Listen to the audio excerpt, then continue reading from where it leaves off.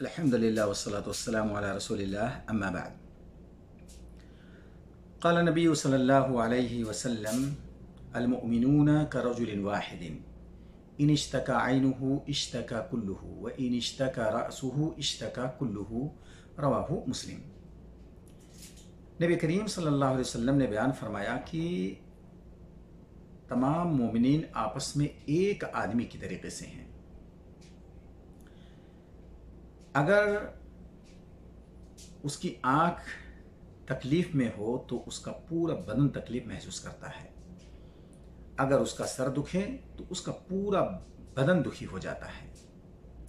یعنی یہ نبی کریم صلی اللہ علیہ وسلم نے تمام مومنین کو آپس میں ایک کر کے بیان کیا ہے. یعنی تمام مسلمانوں کی مثال ایک مومن کے طریقے سے، ایک آدمی کے طریقے سے ہے کہ جس طریقے سے ایک آدمی کا جسم ہوتا ہے، جسم میں کوئی ایک حصہ اگر دکھی ہوتا ہے تو اس کا پورا بدن دکھ سے دوچار ہو جاتا ہے. یہ مثال دی گئی ہے. یہاں پورے مسلمانوں کو ایک کہا گیا ہے. جائے کہ دو سگے بھائیوں کو آپس میں اگر ان کو دیکھا جائے تو ایک ماں کے پیٹ سے پیدا ہوتے ہیں، ان کو بھی آپس میں خوب مل کر کے رہنا اور ایک دوسرے کے درد میں شامل رہنا چاہیے.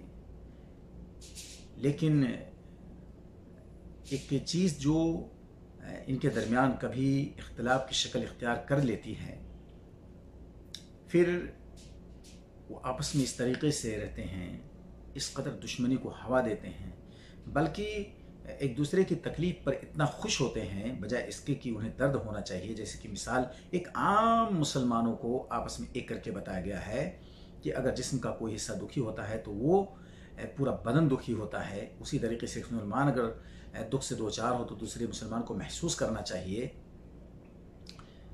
یہ ہمیں اگر کسی وجہ سے دشمنی ہو جانے کی صورت میں ہمیں یہ محسوس کرنا چاہیے اور اس کے دکھ درد پر ہمیں خوش نہیں ہونا چاہیے، بلکہ اگر ہمیں اس کو دور کرنے کا موقع ملے تو ہمیں دور کرنا چاہیے، نہ یہ کہ اس پر ہمیں خوشی کا اظہار کرنا چاہیے. اللہ تعالی ہمیں اس حدیث کو سامنے رکھ کر کے آپس میں جو بھائی اختلاف کا شکار ہیں، اولاً تو اس اختلاف کو دور کریں اور ان کی کسی بھی تکلیف میں خوش نہ ہوں، بلکہ اس تکلیف کو بھی دور کرنے کی کوشش کریں. اللہ ہمیں اس محبت کو برقرار رکھنے کی توفیق عطا فرمائے.